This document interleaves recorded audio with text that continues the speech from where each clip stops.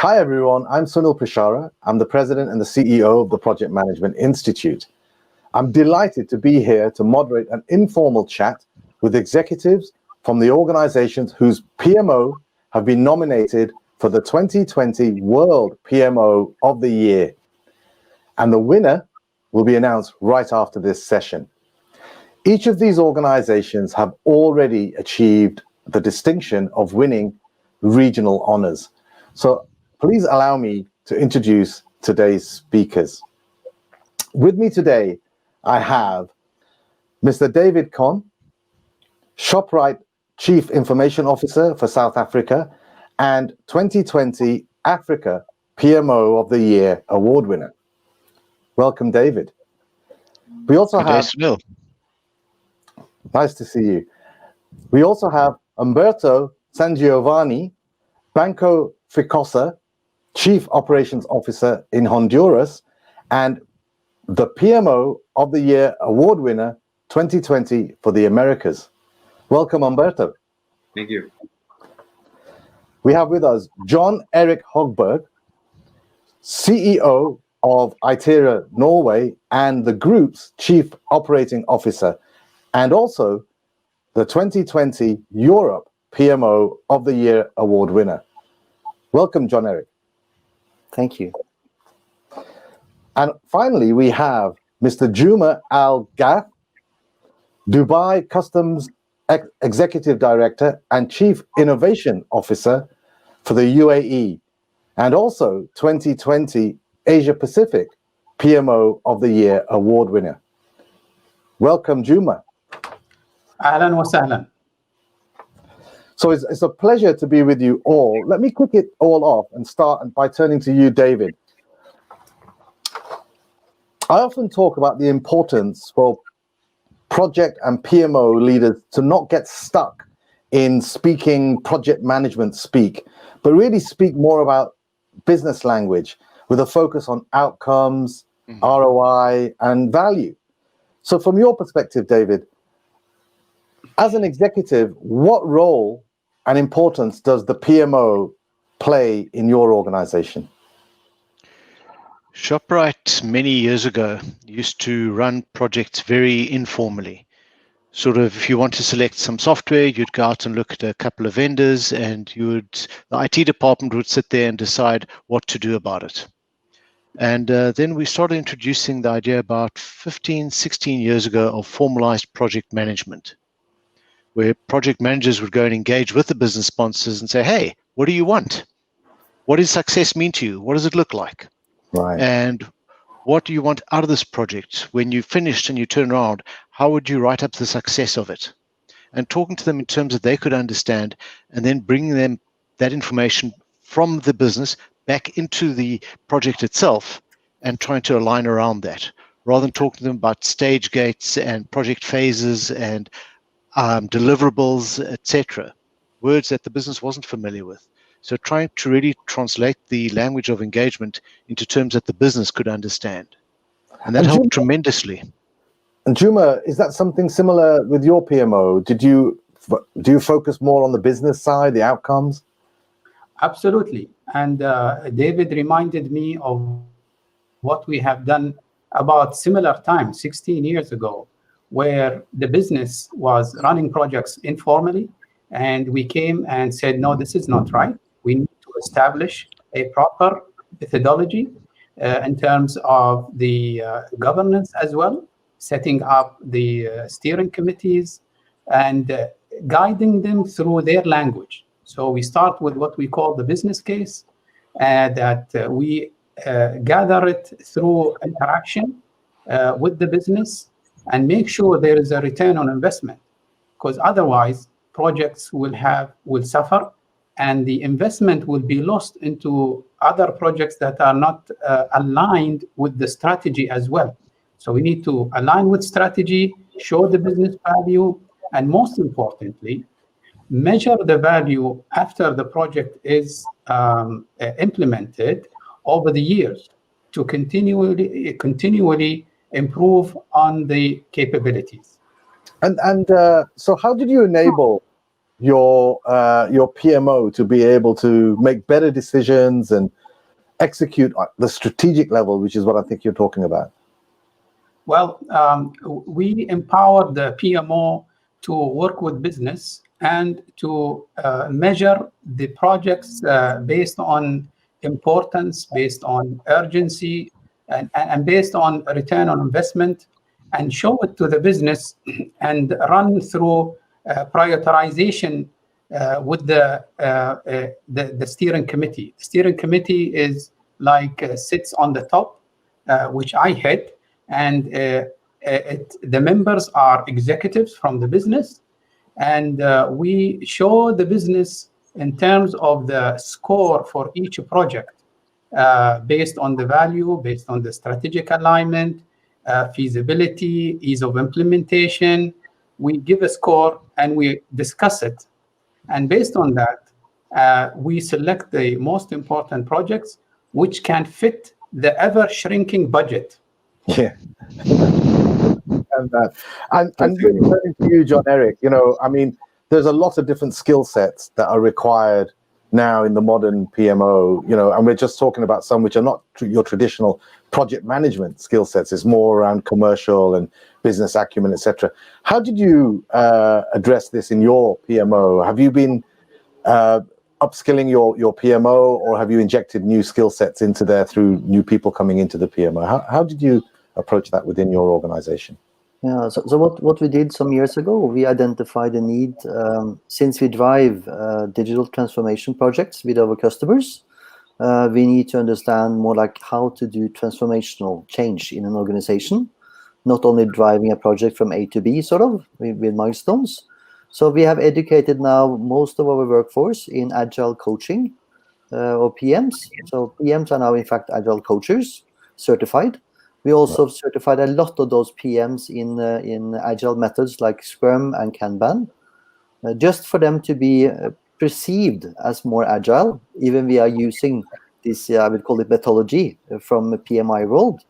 But this has been very interesting in the transformation of our skills as well.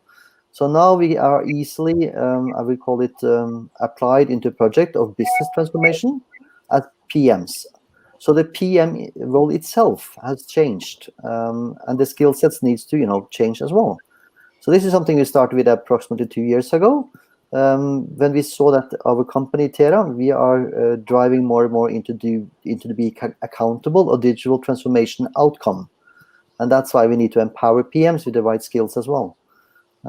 So that's something we did with great success.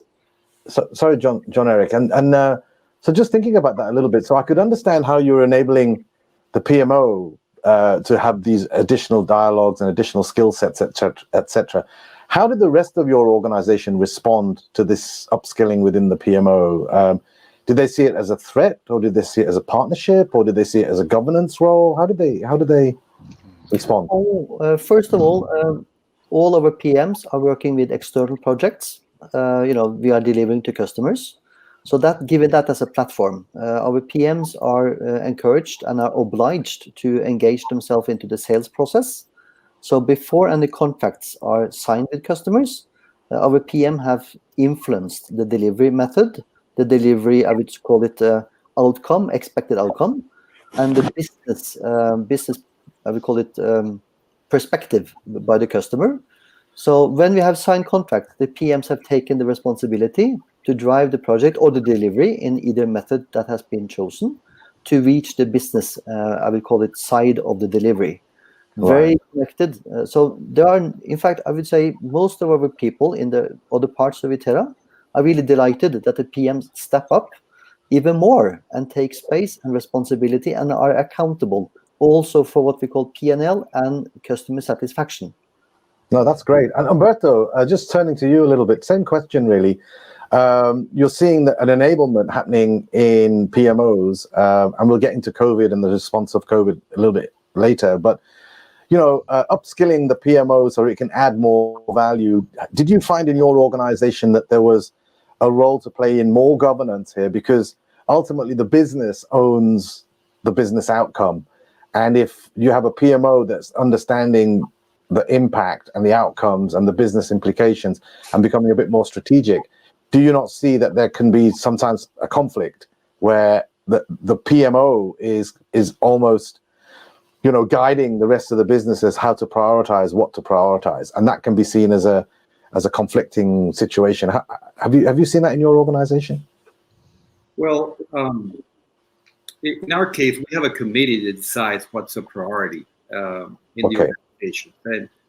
And I think it was John or David that mentioned some of the ways that we prioritize. And that has helped a lot, since it won't become the exclusive decisions of a PMO or any department. We try to democratize that throughout the organization so that we are all in sync with what's best for the company.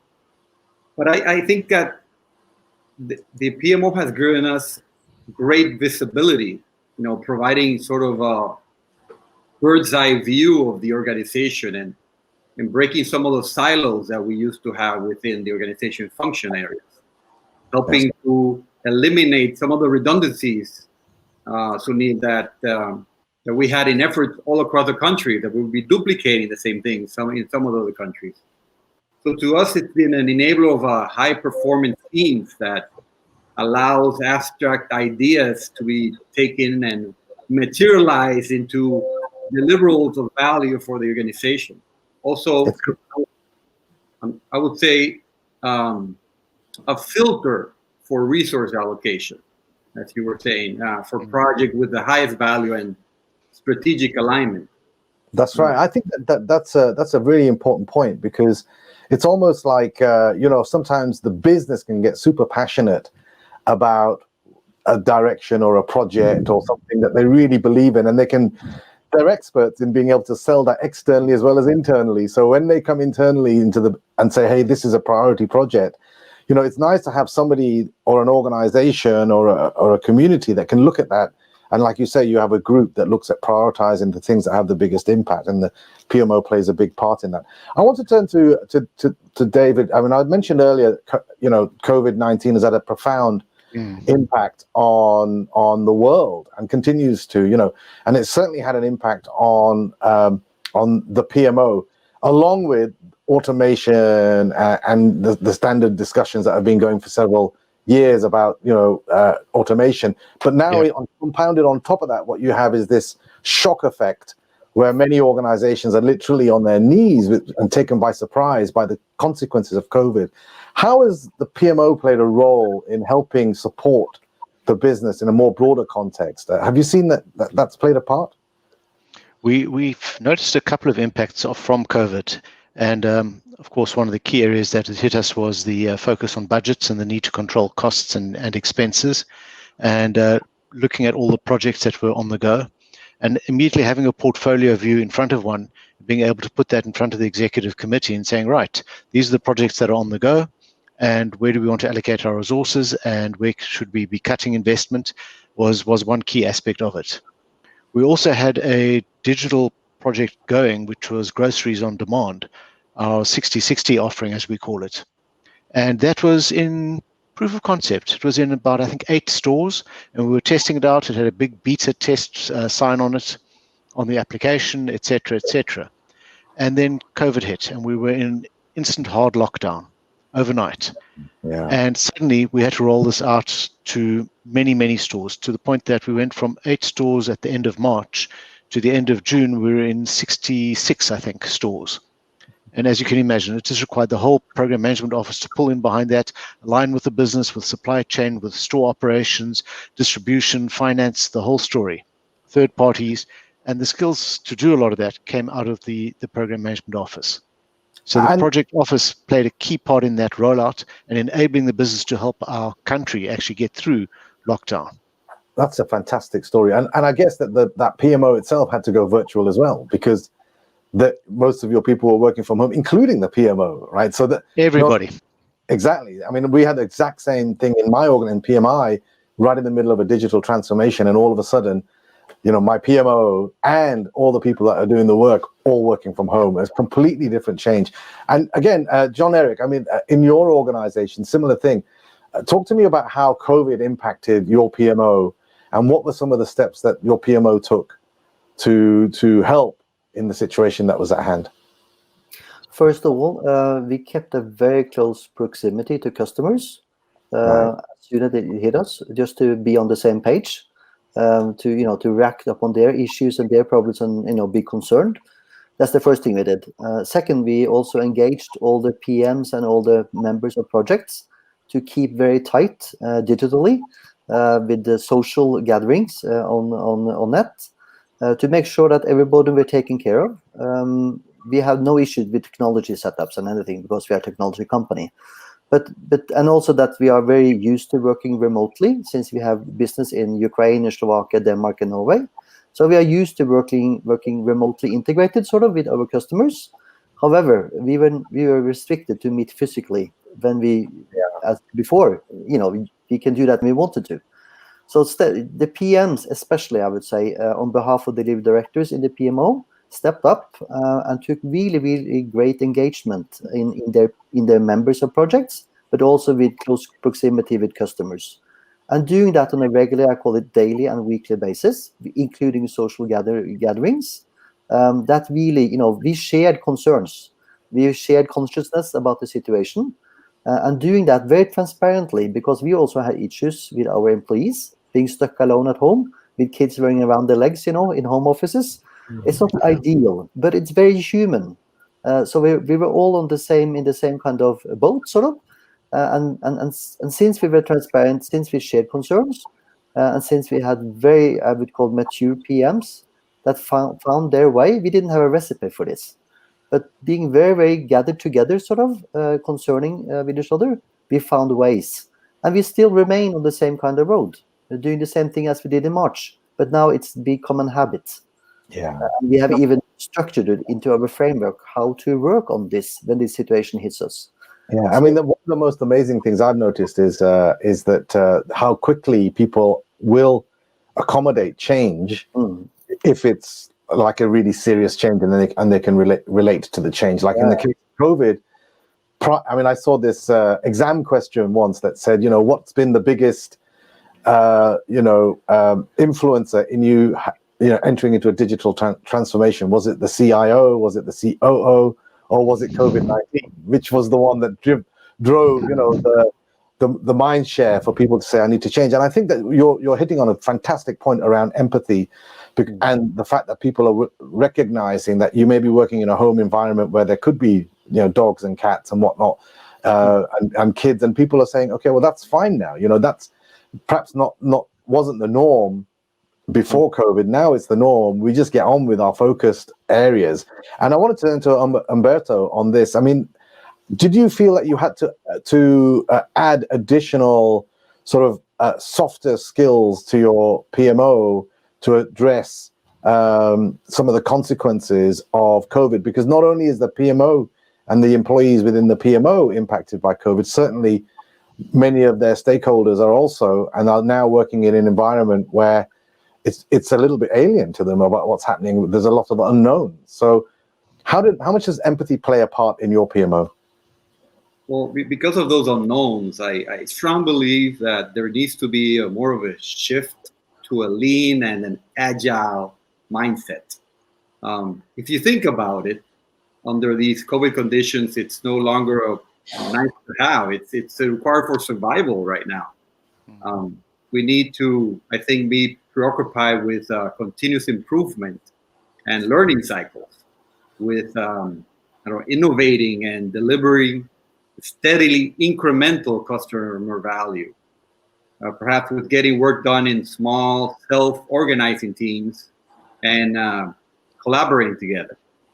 I think our highest priorities, Sunil, should be to satisfy the customer through continued delivery. That's right. That means that project managers need to challenge teams to produce a minimum viable product and produce multiple iterations and lots of piloting. Being able to produce a quick turnaround to effectively reduce time to market, because you see in mostly the teams trying to make a perfect product or a perfect, very customized solution to whatever the customer requires. and it takes 6 months. And right now we don't have that luxury. So exactly. Yeah. The PMO now needs to be the driver, in the driver's seat of those organizational changes. And if you look back, organizations with these capabilities have been shown to have the capacity to adapt rapidly and to a quickly shifting marketplace. That's right. And Juma, let me bring you in here into the conversation. I mean, the United Arab Emirates, renowned for its innovation and creativity and its projects that are happening there. You know, do you see that many of the new lessons learned, the new way of working, the additional expectations from the PMO, are they going to continue into the future? Do you see many of the things going forward that will become ingrained as part of a PMO, or do you see it's just a temporary thing? No, it's not a temporary thing. Actually, the transformation and digitization had already started even before COVID hit. We were almost ready to transform. But I think COVID gave us the boost to go forward. I can tell you now that certain government agencies have gone 100% and working remotely. They're not gone back to their offices. And that is now mushrooming into the other organization and government entities.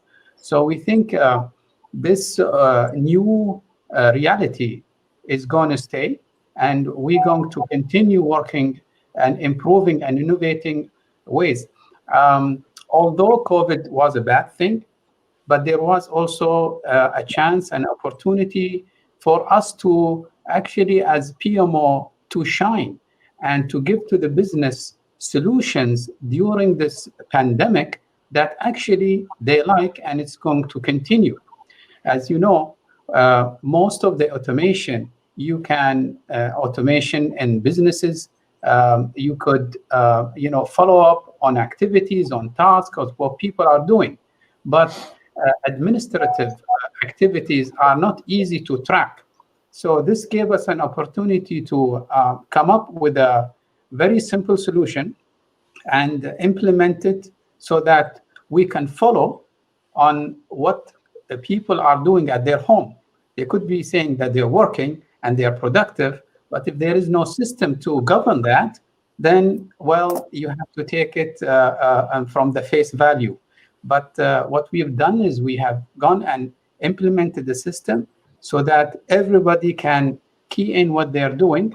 And last but not least, what we keep hearing from the business is they like this way of working, and they are more productive than they used to be in offices. Because, in an office, you get a lot of interruptions and going on, but people actually work more hours at home. They are more productive, and they like it. Yeah, I can see that. And in fact, just combining what Humberto was saying, recently at the PMO Impact Summit, I was speaking there about the need for organizations to go beyond agile. I mean, agile as obviously, it's a very important methodology to allow to get things done. But I think that because of COVID now, we need to add to that. And I was talking about the gymnastic organization. I was talking about organizations being, very, ambidextrous. You can use waterfall where you need to. You can use agile where you need to. You can find other ways. The most practical way, you layer on top of that the empathetic skills you require for an unknown situation that you're in right now, or you're responding to a shock, in that the whole organization is reeling from. And then you have this incredible capability called the PMO that is very stable, is used to focusing on prioritization, scheduling, planning, resourcing, and then on top of that, different ways of working. I see it as a natural sort of center of excellence for helping organizations to transform themselves in this very unknown environment that we find ourselves in. So I actually see the role of the PMO becoming much broader, much bigger. I don't know if you would agree with me to see that the actual organization will turn to the PMO to say, help me redesign my organization, help me transform my organization, help me introduce more technology to help me with my people so that they become more appreciative of the different ways of working. Jon Erik, are you seeing this happen? Are you seeing people, from outside of the PMO, turning to the PMO to say, you guys are the custodians and the expertise that sits behind what makes our organization tick. You are the folks that help turn ideas into a reality, is what we say in PMI. So are you seeing this happening now, where other parts of the organization are coming to you? To some extent. I would say that our PMs and delivery directors heading these local PMOs, they are, we call it a hub for transformation, or for digital or organizational changes. So they have the expertise, they have the I would call the experience. They have also the oversight of many different parts of the business. Right. Since they are this kind of hub for everything. So having insights to many corners of the business, they can be this kind of integrator that everybody can come to, everybody can, colloquy with, to make sure that everything that will go on that affects somebody will be taken care of. So I think this new role of PMO and the PMs will just grow as PMs take more and more central orchestrating changes, not only in projects, but in organizational and services development. No, that's fantastic. That's where we see them. So it's like an organizational development toolkit, sort of, that is non-political. It's like an advisor to the organization. And that really makes it interesting, that these fine people, they can be deployed to have this kind of crucial roles, to play a role in changing environment, changing whatever there is, changing technology, changing services, changing organizational capabilities. And that's what I find so interesting, to see how PMO and PMs are being allocated to these needs that nobody else finds either time or had the capacity or insights to do, because they are, what do you call it? They have this kind of self-interest in it, sort of. They're not objective to the change; they are rather subjective, and by they don't have the full trust of the organization. But the PMO is so-called, I would call it more objective, more like So I think the PMO has still, at least in our organization, still a road to walk, sort of. But we are getting there, and we are experiencing quite interesting, I would call it, changes of empowerment to the PMO. That's great. And I'm going to turn to David on this one, just to double click a little bit on that. So I think what Jon Erik's talking about is that there is this custodian role that the PMO plays, a trusted advisor, independent, party that can sort of look at things objectively, which I think the business needs at a time when you're confronted with something like COVID. On top of that, a PMO is becoming more and more enabled with technology. So I'm just turning the conversation a little bit towards technology. And something I've been hearing a lot of is, technology and automation is taking away a lot of the work, the systematic or the codified work that the traditional PMO does. But what I'm hearing from this discussion here is that there's a lot more that the PMO is doing beyond just, scheduling and planning and producing reports. How are you? How do you see that going forward? I mean, are you embracing technology and adding additional skills, or do you see technology as something that may ultimately take the role of the PMO away? Well, what we saw with lockdown was an immediate injection of technology into the PMO. So additional tools for collaborative planning, for whiteboarding across distances, etc. All those things came in and were adopted like overnight. And we found ourselves scrabbling as an IT organization to put in place standards and usage and data protection and privacy and all that sort of stuff. So that was quite interesting. But we now, as those things are maturing, we're finding the PMO moving. We have embedded within the PMO at Shoprite the business engagement managers. And those are responsible per business unit of bringing IT and the business together and making sure there's a smooth flow of communication between the two. And those business engagement managers, that whole competency of business engagement, is helping the business actually connect with each other and with projects in a much more coherent way. And what we're finding is the need for adopting not only project management tools right at the base level, but also as you move up the pyramid towards strategic planning, adopting tools to help with that process and increase the value of the program office delivery through at multiple levels in the organization, not just at the individual project level. Yes, and helping the business decide what they should be doing and where they should be going, and helping the business migrate towards, or transform, I should say, not migrate, transform to being that new word, that agile business, not an agile IT department or an agile project, but being an agile business. And that's quite a different way of thinking about business and adopting it. It's by no means universal. I think we're still very much in the early stages of that. But we're learning, and we're pushing those ideas of how to do business in an agile fashion out. Yeah, it's successful now, much broader. That's right. Yeah, and I would, as I say, I call that the gymnastic organization, because I think it's agile, it's nimble, it's flexible, but it's at the same time got structure.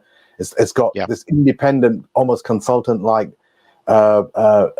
position where it's impartial. It's looking at return on investment. It's looking at customer value. It's being the conscience of all of the vested interest that there may be on the business side that's trying to drive a particular project. It's that custodian of that. But then it's also reliant on automation. It's reliant on methods. If you look at a gymnast, they've got strength, they've got experience, but they're nimble. They look beautiful when they move, and they move at pace. And in order for you to get a 10 and not an 8, you need to be unique. You need to be different. You need to be exciting. And so I think that the PMO can play that role as the gymnastic custodian of to infuse almost a gymnastic mindset into the organization. And talking about mindsets, and really, Humberto, have you seen a change in the mindset and the importance of the people? How do they feel about being in your PMO and the impact that they're having on your business?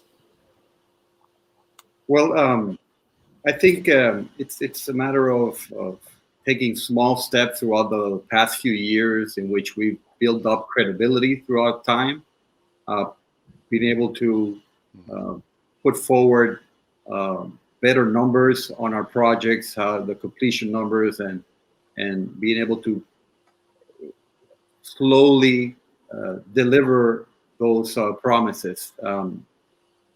I think right now an effective PM needs both traditional PMO skills, but also has to have more strategically minded people who are passionate about aligning the organization to the vision. I think it's not just about strategy anymore. An effective PM office will need to reinforce the transformation culture, ensuring join up communications and a change approach. It requires coordination of complex stakeholders, and more importantly, Sunil, people committed to make it happen with the right skills. That's right. Humberto, fantastic answer. And, I'm sitting here looking at all four of you saying you're all winners already in your region, right? And you've done something special. So I'd love to ask each and everyone, starting with you, Juma, what is your secret sauce? What is it that stood you out from other PMOs in your region? If there was one thing, I'm going to ask all four of you, so the others have got the chance to think about this one. But what is as Juma, putting you on the spot as the first one, what would you say if I immediately said to you, okay, what is it that made your PMOs so special? What would be the one thing? Well, there are a couple of things.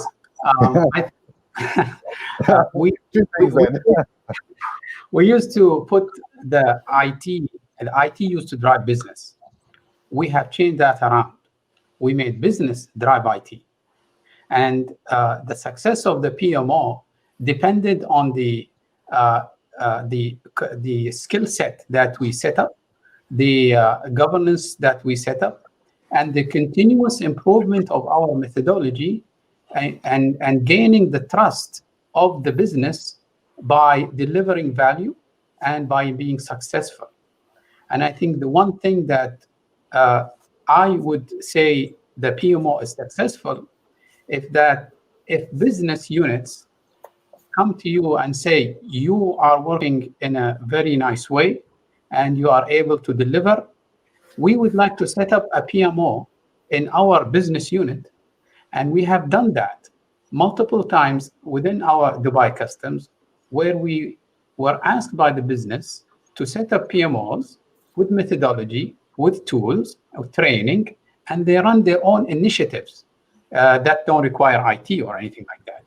So that, I think, being so successful And the second one would be when another organization, like we had government organization, come to us and say, wow, you guys are doing something great. You've been very successful. Can we borrow your methodology? Can you train us? Can you give us consultancy? And I think that is the measure that we can go for. Wonderful. Let me turn to Jon Erik. What about you? What would be the one or two things that you would say stood out for you to win the regional award and puts you in this esteemed group here for potentially the winner of the 2020 World Award for PMO? What are the two secret things? I will start with one. I would say that we are fortunate to have very skilled and empowered people in the PMO and also as PMs. And given them this training and skilled and empowerment, combined with very fine-tuned technology to be applied, methods and applications, so they can do their work properly, and at the same time make them full accountable for customer success in all dimensions. And I think that's one key. And the second one is that we have organized our management of the company in three perspectives called sales, people, and delivery. So delivery, which is PMO, is 1/3 of the cornerstones of the whole business. I would call it orchestrating Itera Group with its 580 employees across Europe. So everything we do is across these three dimensions. And then you can understand why PMO has succeeded so well the last years, that we are now 1/3 of the whole governance of the company and running. So I would say one testimonial, but it's about people. It's only about people and structure and methodology. I agree. David, same question to you. Yeah, not an easy one to answer, is it? We found that a couple of years ago, the business I discovered was thinking about projects as something that IT did on the side. There were IT projects off there on the side. And we had to go through a massive organizational education process and helping the business understand that there are no such things as IT projects. It cannot be. You cannot deliver technology in isolation. You need to consider the technology, the strategy, the people, the processes, and the data. And bringing into projects all of those elements. So aligning with the strategy of the organization, making sure that the data quality and the data transformation aspects and the data privacy aspects were dealt with, looking at the process transformation, the process re-engineering and change that came with that, going to understand the stakeholder groupings that were involved or that would be affected by the change, and actually getting the whole business to understand that a project was about business change. And once that started to happen, and people were then more willing to participate and to understand what that would be involved if they started the project, the PMO really came into its own. And then we started really delivering on all fronts because people could grasp the totality of what was involved with the project, not just IT off there and it says a little shop, go do some stuff and make magic happen. Wonderful. Humberto, same question. Well, I think success has a lot to do for what we've been going through in the last few years. And let me try to explain that. We've been navigating closer to a transformation office. For the past 2 years, we've been immersed working on a complete transformation to digital first and customer centric. And basically a complete overhaul of our front and back office. So from scratch, we also had to create a transformation management office. And I thought I would turn my PMOs into a TMO, change the name. We quickly learned that a transformation is indeed radically different from managing projects. So we clearly experienced in the past 2 years that a TO can be more successful in a traditional PMO by, in addressing the organizational priorities as its scope is enterprise-wide. We work in 4 countries. Its mandate is focused around driving action compared to traditional tracking. And we found that we were adding value by problem solving versus following the process. Instead of questioning whether we were on track, it challenged us to question whether we were at our full potential. Mm-hmm. So during this time, we have gone from managing 60 projects to currently an original portfolio of over 200 projects. And during that same time period, we have increased our projects completed on time by 300%. Wow, fantastic. Guys, this has been a fantastic conversation. I was rapidly making notes because we touched in a short time so many topics, everything from transformation, change, COVID, automation, etc. And I just wrote some bullet points here. Juma was talking, about putting the business first, which was very good, governance, creating trust, delivering value, and then sharing the success with other parties to say, hey, this is what we're doing. Why not share that? I thought that was fantastic. Jon Erik, empowerment and accountability coming together for your people and saying people, it's all about the people. I thought that was wonderful, and combining a focus on technology so that it's not just technology for technology's sake. I love the fact that you set your business up into 3 components: sales, people, delivery, and the PMO is at the heart of delivery, as you say, and it's all about, further improvement. David, you talked about this mind shift. Fantastic. It's not a technology project. It's a project, or it's a business outcome that you're trying to achieve. That's a change in the mindset. It's a cultural change that you had to go through in your organization to move towards a business outcome, which I thought was wonderful input. And Humberto, some of the things you brought up, fabulous, around having clear focus that you're a PMO and what is a transformation office and what's the difference between the two, and how can you as a PMO either affect or contribute towards a transformation. Understanding an organizational's priorities, critical role for a PMO. Oh my God, we touched so many topics. Challenging conventional thinking today because of COVID-19. Now we're in a world where there are no sacred cows. Everything can be looked at again. Even people who protect certain workflows or processes, why not take a look at it? Because the world is changing dramatically, and the PMO can play a superb part in that. In my mind, you're all winners. Well, you are. You're all regional winners. And, I'm going to hand over now to America Pinto, who's the chair of the board for the PMO Alliance. And he's going to do the honors and unveil this year's 2020 World PMO of the Year. So let me hand this back over to America. And thank you all for a wonderful, very enlightening, very broad, and at the same time detailed discussion. Congratulations, all of you. Thank you. Thank you very much. Thank you, Sunil. Over to you. Thank you to all of you. Thank you.